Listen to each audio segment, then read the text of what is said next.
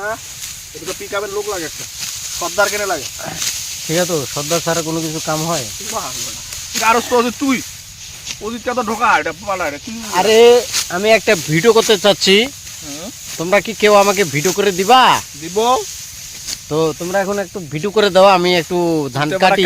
তুই তো একটা কামলা বানা দিলি আমা করে, কামলা খাবার সময় ভালো না। এই বেটা এইসব ভিডিওর মধ্যে কি বলা?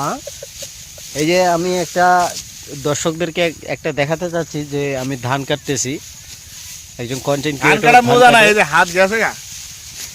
তো আমাকে যে কে ভিডিও করে দিবে তার মতো কোনো ক্যামেরাম্যান নেই, সেই জন্য আমি নিজে নিজে ভিডিও করতেছি।